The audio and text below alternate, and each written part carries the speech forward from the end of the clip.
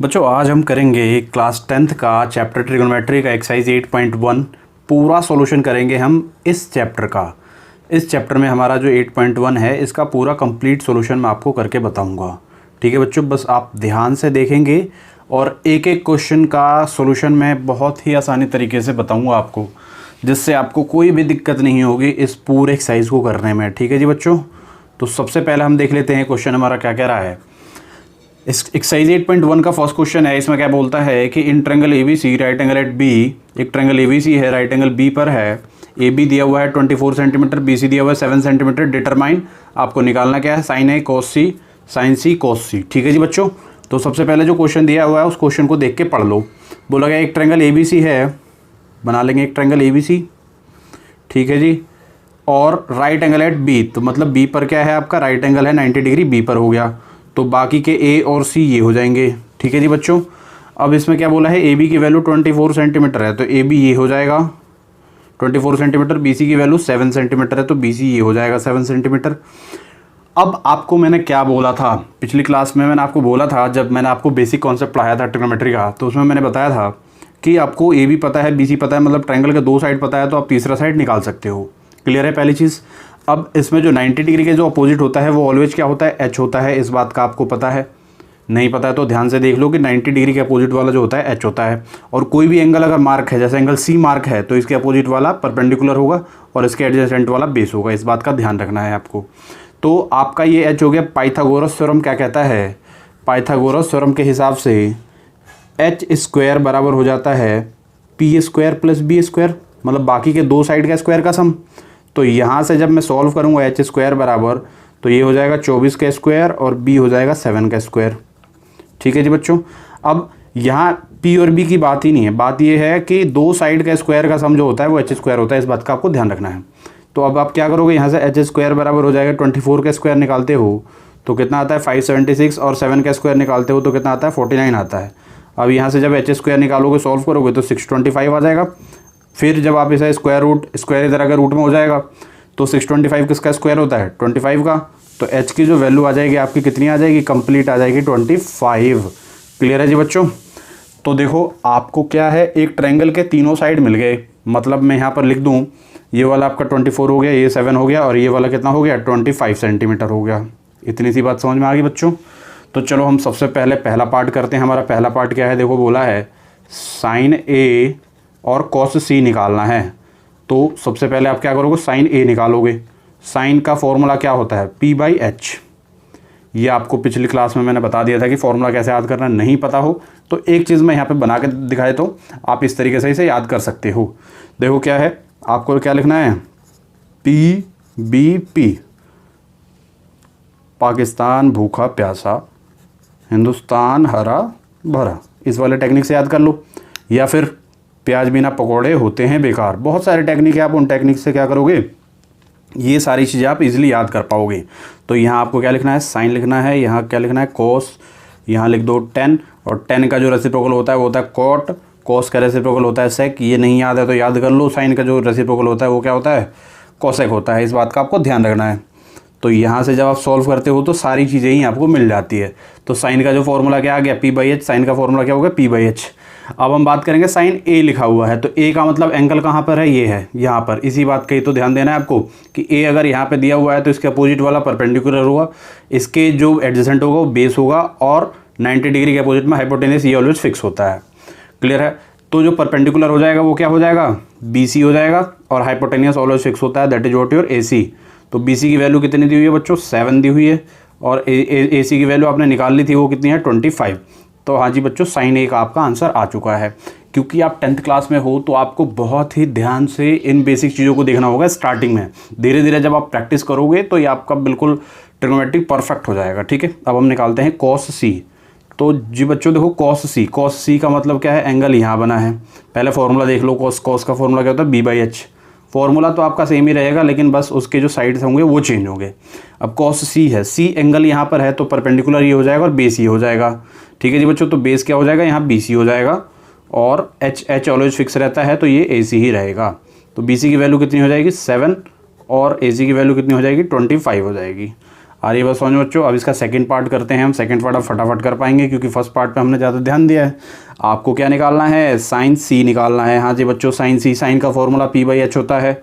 तो साइन सी, सी पे एंगल बनाओगे तो परपेंडिकुलर कितना हो जाएगा, 24 हो जाएगा, और एच क्या हो जाएगा आपका 25 ही हो जाएगा। तो डायरेक्ट आप कर पाओगे। ऐसे ही कॉस सी निकालना है आपको। तो कॉस सी निकालने के लिए आपको क्या करना होगा बच्चों, एक चीज़ ध्यान देना कि साइन ए, और यहाँ पे क्या है फर्स्ट वाले पार्ट में क्वेश्चन थोड़ा सा इसमें रॉन्ग लिख गया है, इसको आप कॉस ए लिखोगे। ठीक है जी बच्चों, आप क्या लिखो कॉस ए। तो यहाँ जब कॉस ए रहेगा तो ये चीज़ें चेंज होगी। देखो कॉस ए होगा तो बेस जो हो जाएगा वो कितना हो जाएगा, 24 हो जाएगा। दैट इज ए बी हो जाएगा आपका बेस। तो ए बी में बेस लिख लूँगा 24, और इस वाले पार्ट में आपका कॉस सी, ये सही आंसर, सही क्वेश्चन है। तो कॉस सी क्या हो जाएगा, देखो सी पे एंगल बनाएंगे तो बेस कितना हो जाएगा 7, और हाइपोटेनस कितना रहेगा आपका 24 ही रहेगा। हाँ जी बच्चों, फर्स्ट क्वेश्चन आपका पूरा कंप्लीट हो चुका है। आप ऐसे ही क्वेश्चन को कर सकते हो। देखो जैसे मेरे पास सेकंड क्वेश्चन है, सेकंड क्वेश्चन में क्या बोला गया है, इस क्वेश्चन को भी देखते हैं। सेकंड क्वेश्चन में बोला गया है कि find tan p cot r। अब इसके लिए एक फिगर दिया हुआ है, तो फिगर क्या है, मैं फिगर यहाँ पे बना देता हूँ। फिगर दिया हुआ है बच्चों, इसकी वैल्यू दी हुई है 12, इसकी वैल्यू दी हुई है 13। अब आपको इसमें क्या करना है, निकालना है tan p minus cot R निकालना है। तो आप सॉल्यूशन पे ध्यान देंगे। देखो सबसे पहला काम क्या होता है कि ट्रायंगल के तीनों साइड को आपको निकाल लेना होता है। तो ट्रायंगल के जब तीनों साइड आप निकालोगे तो ये 12 दिया हुआ है, 13 दिया हुआ है, ये निकालना है। तो हाइपोटेनस दे रखा है आपका, फॉर्मूला वही लगा देंगे, H square is equal to क्या हो जाएगा, P square plus B square. तो जब आप इसे सॉल्व करोगे तो कितना हो जाएगा, ये देख लेंगे हम। ये क्या हो जाएगा आपका, h की वैल्यू दी हुई है 13, p है आपका कितना है, मान लो 12 हो गया, और b हो गया, b एज इट इज रहेगा। 13 का स्क्वायर 169, प्लस में इधर क्या हो जाएगा, माइनस में हो जाएगा। 12 का स्क्वायर 144 होता है, बी स्क्वायर, यहाँ से जो बी स्क्वायर की जो वैल्यू आ जाएगी 25 आ जाएगी, और 25 होता है 5 का स्क्वायर। तो हाँ जी बच्चों, बी की भी वैल्यू आ गई आपकी। तो इसकी वैल्यू कितनी आ गई 5। अब बोला है आपको tan p minus cot R, तो लगा दो formula tan p minus cot R. तो डायरेक्ट हम करेंगे क्या, tan p मतलब यहाँ एंगल बना है, tan का फॉर्मूला क्या होता है, p बाई बी होता है। देख लो tan का p by B minus cot R का फॉर्मूला क्या हो जाएगा, वो तो हम आगे देख लेंगे। tan का फॉर्मूला हो गया p by B, cot R का फॉर्मूला क्या हो जाएगा, कॉट आर का फॉर्मूला है b बाई पी। तो बच्चों देखो यहाँ p और b क्या होगा, वो डिपेंड करेगा इनकी वैल्यूज़ पर। तो इनकी हम वैल्यूज़ निकाल लेंगे। वैल्यूज़ क्या हो जाएगी, देखो tan p पे एंगल बनाया तो परपेंडिकुलर क्या हो जाएगा 5, और बेस क्या हो जाएगा 12। क्यों, क्योंकि p पे एंगल अगर यहाँ एंगल बनाता है तो अपोजिट वाला परपेंडिकुलर और एडजेसेंट वाला बेस। ठीक है जी बच्चों। अब यहाँ क्या हो जाएगा, देखो कॉट आर बोला है, आर यहाँ है, तो इसका जो बेस हो जाएगा वो क्या हो जाएगा 5, और परपेंडिकुलर हो जाएगा 12। तो मतलब क्या हो जाएगा 5/12 हो जाएगा। आ रही बात समझ में बच्चों, ध्यान से बस आपको देखना है। या तो आप इसे डायरेक्ट कर सकते हो, या फिर आप क्या कर सकते हो, पहले tan p निकाल लो, फिर कॉट आर निकाल लो, फिर दोनों को माइनस कर दो। तो जब आप इसे सॉल्व करोगे 5/12 माइनस 5/12, इसे सॉल्व करने के बाद क्या आ जाता है, ये कैंसिल हो जाता है, और आंसर क्या आ जाता है आपको बच्चों, 0 आ जाता है। तो इसी तरीके से आप सेकंड क्वेश्चन भी कंप्लीट कर लोगे। ठीक है, अब हम चलते हैं हमारे क्वेश्चन नंबर 3 पर। थर्ड क्वेश्चन में क्या कहता है, इस चीज़ को देख लेंगे। थर्ड क्वेश्चन में बोला गया है कि if sine a is equal to 3/4 calculate cos a और tan a। ठीक है जी बच्चों। तो अब इसका हम सॉल्यूशन देखेंगे, बस आपको ध्यान से इसका सॉल्यूशन देखना होगा। मैं बहुत ही आसानी तरीके से और बहुत ही जल्दी इसका सॉल्यूशन करके आपको बता दूंगा। तो देखो साइन a बराबर क्या दिया हुआ है, साइन a बराबर आपको दिया है 3/4। अब साइन a का फॉर्मूला क्या होता है, साइन a का फॉर्मूला होता है p/h। ठीक है जी बच्चों। तो आप क्या लिख सकते हो, 3/4 इज इक्वल टू p/h लिख सकते हो। अब बच्चों देखो इसे k मान के भी सॉल्व कर सकते हैं, या फिर इसे डायरेक्ट भी सॉल्व कर सकते हैं। ठीक है जी बच्चों। तो मैं इसे क्या है डायरेक्ट सॉल्व करवाऊंगा, कोई दिक्कत नहीं है, कोई प्रॉब्लम नहीं है, कहीं कोई मार्क्स नहीं कटना, आप इसे डायरेक्ट सॉल्व कर सकते हो। तो यहाँ से देखो p की जो वैल्यू आ जाएगी, p की जो वैल्यू आ जाएगी वो कितनी आ जाएगी 3, और h की जो वैल्यू आ जाएगी वो कितनी आ जाएगी 4। ठीक है जी बच्चों। p की वैल्यू आ गई और h की वैल्यू आ गई। आप यहाँ से क्या कर सकते हो, b की वैल्यू निकाल सकते हो। b की वैल्यू क्या, पाइथागोरस थ्योरम से निकाल लोगे। कैसे, h स्क्वायर बराबर क्या होता है, p square plus b square. तो h कितना है, 4 का स्क्वायर इज इक्वल टू 3 का स्क्वायर प्लस b स्क्वायर। तो 4 का स्क्वायर 16 हो जाएगा, 3 का स्क्वायर 9 हो जाएगा, और यहाँ से क्या आ जाएगा b स्क्वायर आ जाएगा। b स्क्वायर की वैल्यू कितनी आ जाएगी 7, तो b की वैल्यू आप जब सॉल्व करोगे तो √7 का कोई परफेक्ट स्क्वायर रूट होता नहीं है, तो इसे हम क्या लेंगे, √7 ही लेंगे। क्लियर है। अब आपको क्या निकालना है, cos a निकालना है। तो cos a का फॉर्मूला देखो, cos का फॉर्मूला क्या होता है, b/h। तो b की वैल्यू कितनी है, √7, और h की वैल्यू कितनी है, h की वैल्यू ऑलरेडी 4 है। तो cos a आ गया, ऐसे आपको बोला गया है tan a निकालने के लिए। तो tan a के लिए क्या हो जाएगा, tan का फॉर्मूला क्या होता है, p/b।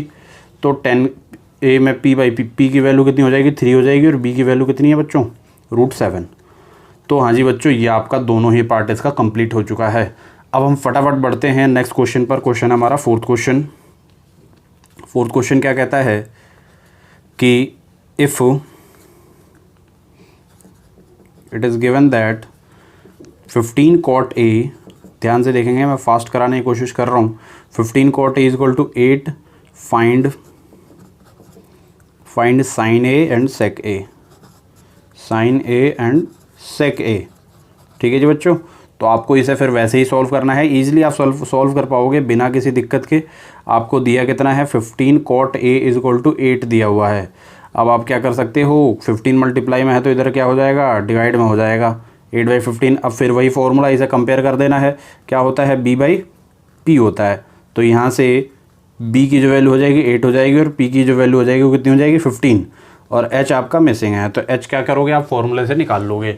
अब h कैसे फॉर्मूले से निकाल सकते हैं बेटा, h² बराबर होता है p² + b²। तो h की वैल्यू कितनी है आपकी, नहीं पता, p की वैल्यू कितनी है, 15, और b की वैल्यू है 8। जब आप इसे सॉल्व करते हो तो 15 का स्क्वायर 225 और 8 का स्क्वायर 64। यहाँ से सॉल्व करोगे, दोनों को जोड़ दोगे, 289, 549, 628, 2 1 2। तो h की जो वैल्यू हो जाएगी वो कितनी आ जाएगी, 17 आ जाएगी। हाँ जी बच्चों, h की वैल्यू आ गई। आपको बस सॉल्व करना है डायरेक्ट, उसके बाद कोई दिक्कत वाली बात नहीं है। p b h तीनों ही चीज़ें निकल गई। आपको क्या करना, sin a का फॉर्मूला देखो, आपको याद हो चुका होगा अब तक। sin a का फॉर्मूला p/h होता है। p की वैल्यू कितनी है, 15 है, और h की वैल्यू कितनी है, 17 है। तो sin a भी आ गया। ऐसे ही आप sec a निकाल सकते हो। sec a का फॉर्मूला, sec का फॉर्मूला क्या होता है, h/b होता है। sec का जो फॉर्मूला होगा वो क्या हो जाएगा, h/b। तो यहाँ से h की वैल्यू कितनी हो जाएगी, 17, और b की वैल्यू कितनी है, 8 है। बच्चों देखो, 4 क्वेश्चन आपके कंप्लीट हो गए हैं। अब हम चलते हैं 5वें क्वेश्चन की तरफ कि 5वां क्वेश्चन आपका क्या कह रहा है। तो बस आपको ध्यान से देखना है। 5th क्वेश्चन में बोला गया है कि गिवन दिया गया है sec θ = 13/12, find all other trigonometric functions, find all trigo functions. तो बच्चों देखो, ध्यान से इस क्वेश्चन को हम कैसे कर सकते हैं, मतलब बाकी के सारे आपको करने हैं। तो इसके लिए देखो, आपको PBH 3 चीज़ें चाहिए, बाकी आप आराम से कर पाओगे बिना किसी प्रॉब्लम के। तो बस आप इसे क्या करो, ध्यान से देखो कि मैं क्या करा रहा हूँ। आपको बोला गया है sec θ, तो इसे सॉल्व करेंगे हम। sec θ = 13/12। अब यहाँ से sec θ का फॉर्मूला होता है h/b। तो h की वैल्यू हो जाएगी, वो कितनी हो जाएगी, 13 हो जाएगी, और b की वैल्यू कितनी हो जाएगी, 12। और निकालना क्या है आपको, p की वैल्यू को निकालना है। तो पाइथागोरस थ्योरम लगा देंगे और सॉल्व कर देंगे, बाकी कुछ भी करने की ज़रूरत नहीं है। h की वैल्यू दी हुई है, 13 का स्क्वायर हो जाएगा, p तो निकालना है, और b कितना है, 12 का स्क्वायर हो जाएगा। यहाँ से 13 का स्क्वायर 169, p का स्क्वायर आपका p² हो जाएगा, 12 का स्क्वायर कितना हो जाएगा, 144। जब इधर ले आके माइनस करोगे तो 169 में से 144 हो जाएगा 25 किसका स्क्वायर है जी बच्चों, तो 5 का स्क्वायर है। p की वैल्यू आ गई आपकी 5। तो अब आपको क्या करना है, अब आपको बाकी के सारे ट्रिगोनोमेट्रिक वैल्यूज़ जो है वो ट्रिगोनोमेट्रिक फंक्शन के वैल्यूज़ निकालने हैं। तो बस आपको फॉर्मूला याद रखना है। sin a का फॉर्मूला क्या होता है जी बच्चों, p/h। cos a का फॉर्मूला क्या होता है, b/h। tan a का फॉर्मूला क्या होता है, p/b। इनकी वैल्यू लिख दो। p/h, साइन में p की वैल्यू कितनी है, 5, और h की वैल्यू कितनी आई थी, 13। ऐसी b/h, b की वैल्यू कितनी है, 12, और h की वैल्यू कितनी है, 13। ऐसी p/b 5/12। ठीक है जी बच्चों, आ रही बात समझ में। ये क्वेश्चन बहुत ही आसान है, आप इसे इजीली कर पाओगे बिना किसी प्रॉब्लम के। साइन निकल गया, कोस निकल गया, टेन निकल गया, आपको क्या निकालना है, कॉट निकालना है। तो एक बात आपको पता है कि कॉट किसका रेसिप्रोकल होता है, 10 का, तो इसको रेसिप्रोकल कर दो या फिर फॉर्मूला डाल दो, b/p होता है। तो b/p, b की वैल्यू कितनी आई थी आपकी, 12, और p की वैल्यू कितनी है 5। देखो इसका रेसिप्रोकल आया कि नहीं आया। ऐसे ही आप क्या निकालोगे, सेक, सेक तो ऑलरेडी दिया हुआ है, आपको निकालना है कोसेक। अब कोसेक का क्या हो जाएगा h/p। तो h की वैल्यू कितनी है, h की वैल्यू है 13 और p की वैल्यू कितनी है 5। ये हो गया आपका आंसर। ये पूरा कंप्लीट आपके टोटल 5 क्वेश्चन मैंने कंप्लीट करवा दिए। अब हम चलेंगे नेक्स्ट क्वेश्चन की तरफ। नेक्स्ट क्वेश्चन है हमारा 6th क्वेश्चन। ठीक है जी बच्चों। 6th क्वेश्चन क्या कहता है, ध्यान से देखेंगे। 6th क्वेश्चन में बोला गया है कि if angle A and angle B are acute angle such that cos A equal to cos B then show that angle A equal to angle B. तो बच्चों एक बात आपको बता दूं कि ये क्वेश्चन आप कई तरीके से कर सकते हो। अब बोला है ए और बी क्या है, एक्यूट एंगल है, तो एक ही ट्रायंगल में 2 एंगल एक्यूट एंगल हो सकते हैं। ये बात आपको अच्छी तरीके से पता होनी चाहिए। वैसे इस क्वेश्चन को काफ़ी तरीके से कर सकते हैं, बट मैं सबसे सिंपल तरीका आपको बताता हूँ। इससे सिंपल आपको कहीं नहीं मिलेगा। एंगल ए इसको मान लेंगे और एंगल बी इसको मान लेंगे। क्यों मान लेंगे, क्योंकि दोनों ही एक्यूट एंगल हैं। तो ये दोनों क्या होते हैं, एक्यूट एंगल होते हैं। और ये सी हो जाएगा 90 डिग्री। अगर एक 90 का है तो बाकी 2 एंगल क्या होंगे, एक्यूट होंगे ऑलवेज। इस बात का आपको ध्यान रखना है। ठीक है। अब आप क्या करेंगे कि इसे आप सॉल्व करेंगे। ए बी सी हो गया। अब ए बी सी में आपको सी ये हो गया 90 डिग्री। आपको क्या बोला है कि cos A equal to cos B दिया हुआ है। तो गिवन में हमको क्या लिख लेना है, cos A equal to cos B। अब एक चीज़ देखो कि cos A का फॉर्मूला, cos का फॉर्मूला एक्चुअली क्या होता है, B/H होता है। और इसका भी क्या होता है, B/H होता है। लेकिन इसका जो B हो जाएगा, A एंगल है, अगर यहाँ पर एंगल ये A है तो B क्या हो जाएगा, B हो जाएगा आपका AC। और H तो आपका फिक्स रहता है, वो क्या रहेगा आपका AB ही रहेगा। ऐसे ही देखो, ये चीज़ तो मैं आपको लिख के बस बताने के लिए लिख रहा हूँ। आपको डायरेक्ट यहीं से स्टार्ट करना होता है, यही लिखना होता है। क्योंकि B/H आप डायरेक्ट लिख नहीं सकते हो। आपको cos A के बराबर जो फॉर्मूला होता है उस फॉर्मूले को ध्यान दो और उसके बाद आप इसे सॉल्व कर दो। ठीक है जी बच्चों। तो आपको क्या करना है, cos A फॉर्मूला होता है B/H होता है। ये बस आपको मैंने किस लिए लिखा है, ये बस फॉर्मूला बताने के लिए लिखा है। तो cos A B/H होता है। A पे एंगल रखेंगे तो बेस क्या हो जाएगा, AC बेस हो गया। और हाइपोटेनस तो आपका फिक्स रहता है। ऐसे cos B रखेंगे तो B पे रखते हैं तो बेस क्या हो जाएगा, उस समय BC हो जाएगा। और AC क्या होगा, AB क्या होगा आपका, AB हाइपोटेनस रहेगा। तो इतनी सी बात समझ में आ गई। अब आपको क्या करना होगा, जब आप इसे सॉल्व करोगे तो AB से AB कैंसिल हो जाएगा। यहाँ से यहाँ पे क्या आ जाएगा, AC इक्वल टू BC आ जाएगा। एक बात आपको बता दूं कि आपने ट्रायंगल चैप्टर में पढ़ा है, 9th में भी आपने पढ़ा है ये, कि अगर एक ही ट्रायंगल में 2 साइड इक्वल होते हैं, AC इक्वल टू BC हो गया है, तो इसके जो अपोजिट एंगल होंगे वो भी क्या होंगे, ऑलवेज इक्वल होंगे। इस चीज़ को मैं यहाँ पर लिख के आपको बता देता हूँ। In a triangle if 2 sides are equal then their opposite angles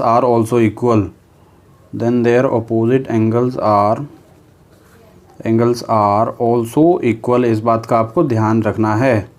ठीक है जी बच्चों। तो AC इक्वल टू BC हो गया। तो आप क्या लिख सकते हो, AC के अपोजिट में एंगल B है और BC के अपोजिट में एंगल A है। तो एंगल A के बराबर क्या हो जाएगा, एंगल B हो जाएगा। और प्रूफ आपको क्या करना था, यही करना था, angle A equal to angle B हो गया, हैंस प्रूव्ड। बहुत ही आसानी तरीके से मैंने आपको प्रूफ करा दिया। वैसे इसका सॉल्यूशन अगर 2 अलग अलग ट्रायंगल लेके करें तो वो बहुत ज़्यादा ही लेंथी होता है, लेकिन आप इसे ऐसे भी कर सकते हो, कोई प्रॉब्लम नहीं होगी। ठीक है। अब हम मूव करते हैं नेक्स्ट क्वेश्चन, हमारे 7वें क्वेश्चन पर। 7th क्वेश्चन आपका क्या कह रहा है, बोला है कि if cot theta is equal to 7/8 और फाइंड करना है आपको। फर्स्ट पार्ट में क्या फाइंड करना है, 1 + sin theta into 1 - sin theta upon 1 + cos theta into 1 - cos theta. हाँ जी बच्चों, इस बात का आपको ध्यान रखना है कि आपको ये दे दिया है cot थीटा इक्वल टू 7/8, आपको ये निकालना है। फर्स्ट पार्ट में, सेकंड पार्ट भी है, वो भी मैं बताऊंगा। तो सबसे पहले देखो, आप अभी तक जो करते आए हो वही करो, आपको कुछ नया करने की ज़रूरत नहीं है।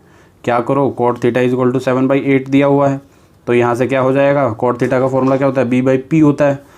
तो जो B की वैल्यू आ जाएगी वो कितनी आ जाएगी, 7, और P की जो वैल्यू आ जाएगी 8 आ जाएगी। यहाँ से आप H निकाल लोगे। H क्या हो जाएगा, H² बराबर P² + B², Pythagoras theorem use कर लो। तो 8 का स्क्वायर प्लस 7 का स्क्वायर, 8 का स्क्वायर 64, 7 का स्क्वायर 49, कितना आ जाएगा, 113 आ जाएगा। H², तो यहाँ से जो H की वैल्यू आ जाएगी वो कितनी आ जाएगी, √ में 113। हाँ जी बच्चों, H की भी वैल्यू आ गई आपकी। अब आप क्या करोगे, अब आपको बस ध्यान से देखना है कि जो चीज़ें दी हुई हैं वही निकालना है। जैसे 1 प्लस साइन थीटा दिया हुआ है, 1 माइनस साइन थीटा मतलब साइन थीटा दिया हुआ है, तो आपको यहाँ क्या करना है, साइन थीटा निकाल लेना है। साइन थीटा का फॉर्मूला क्या होता है, p/h होता है। तो p की वैल्यू कितनी हो गई 8 और h की वैल्यू कितनी हो गई √113। ठीक है जी बच्चों। अब साइन थीटा निकालेगा, अब कोस थीटा भी निकाल लो आप। कोस थीटा क्या हो जाएगा, b/h होता है। तो b की वैल्यू कितनी है 7 और h की वैल्यू कितनी है √113। अब आपको कुछ नहीं करना, सिंपल ये जो वैल्यूज दी हुई है तो इसमें पुट कर देना है। तो कर दो पुट करेंगे तो क्या हो जाएगा, देखो जब आप लिखते हो 1 प्लस साइन थीटा की वैल्यू 8/√113 और इंटू में क्या हो जाएगा 1 माइनस 8/√113। ठीक है जी बच्चों। ऐसे ही आप नीचे पुट कर दोगे, 1 प्लस कोस थीटा है तो 1 प्लस 7/√113। क्यों, क्योंकि कोस थीटा की वैल्यू 7/√3 है, √113 है। ऐसे ही आप 1 माइनस 7/√113 लिख दोगे। अब आपको कुछ नहीं करना, अब आपको बस ध्यान देना है। ध्यान ये देना है कि a plus B A minus B क्या होता है, a square minus B square का फॉर्मूला होता है। तो क्या हो जाएगा, a स्क्वायर माइनस 8/√113 हो जाएगा। नीचे क्या हो जाएगा, a स्क्वायर माइनस का 7/√113 का स्क्वायर हो जाएगा यहाँ भी। ठीक है जी बच्चों। अब आप क्या करोगे, इसे सॉल्व करोगे तो 1 का स्क्वायर क्या हो जाएगा 1, 8 का स्क्वायर 64 अपॉन में √113 का स्क्वायर कितना हो जाएगा 113। ऐसे ही यहाँ लिख लो 1 का स्क्वायर 1 और ये क्या हो जाएगा 49 अपॉन में 113 का रूट जो हो जाएगा स्क्वायर से कैंसिल हो जाएगा, 113 हो जाएगा। अब आपको क्या करना है, एलसीएम लेना है। तो जब आप एलसीएम लेते हो तो ये आ जाएगा 113 को 1 से करोगे 113 माइनस 64 अपॉन जो हो जाएगा वो क्या हो जाएगा, इसको लो 113 माइनस 49। आपको बस एलसीएम ही लेना है और कुछ नहीं करना। 113 से 113 कैंसिल, क्या बच जाएगा, ध्यान से देख लो। 113 को 64 से माइनस करोगे 49 आ जाएगा, 113 को 49 से माइनस करोगे 64 आ जाएगा। ये आपका फाइनल आंसर हो गया 49 अपॉन में 64। क्लियर है जी बच्चों। अब आपके टोटल क्वेश्चन हो गए 7 क्वेश्चन डन हो गए। 7 क्वेश्चन का फर्स्ट पार्ट हो गया। अब मैं सेकंड पार्ट कराता हूँ। सेकंड पार्ट में क्या बोला है निकालने के लिए, सेकंड पार्ट में बोला है कॉट स्क्वायर थीटा निकालना है। हाँ जी, कॉट स्क्वायर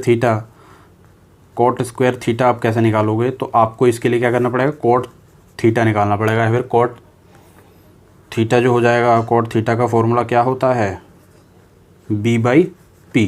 ठीक है जी बच्चों। अब b/p क्या हो जाएगा, b कितना था,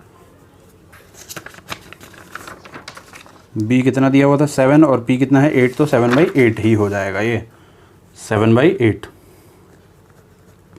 अब स्क्वायर है, इसका मतलब क्या होता है, ध्यान से देखो, कॉट थीटा का होल स्क्वायर हो जाएगा। कॉट स्क्वायर थीटा का मतलब इस बात का ध्यान रखना कि होल का स्क्वायर होता है। तो 7/8 का क्या कर देंगे हम, होल स्क्वायर करेंगे और जब इसको सॉल्व करोगे तो 49/64। ये आपका फाइनल आंसर हो गया बच्चों। टोटल जो है 7 क्वेश्चन हो गए। 7 क्वेश्चन 8.1 के हमने कंप्लीट कर लिए हैं बच्चों। हमने एक्सरसाइज 8.1 के कितने क्वेश्चन कर लिए, 1 से लेकर 7 क्वेश्चन तक कंप्लीट कर लिए हैं। क्योंकि ये वीडियो थोड़ा सा बहुत ज़्यादा लंबा जा रहा है, तो इस वीडियो को जो है एक्सरसाइज 8.1 को 2 पार्ट में मैं कराऊंगा। एक में 1 से 7 तक जो कि मैंने इस वीडियो में कंप्लीट करा दिया है। दूसरे पार्ट में आपको 8, 9, 10 और 11 जो 3 क्वेश्चन बचे हुए हैं, 3-4 क्वेश्चन, उन क्वेश्चनों को मैं नेक्स्ट पार्ट में कराऊंगा। जिससे क्या होगा कि आप एक वीडियो को देखने में ज़्यादा प्रॉब्लम ना हो, ज़्यादा बोरियत फीलिंग ना हो। ठीक है। अगर आपको ये चीज़ें समझ में आई हो तो आप चैनल को सब्सक्राइब कर दो अगर आपने अभी तक देख लिया है, और लाइक भी कर दो, जिससे कि क्या हो कि चैनल पे वीडियोस रेगुलर आते रहें।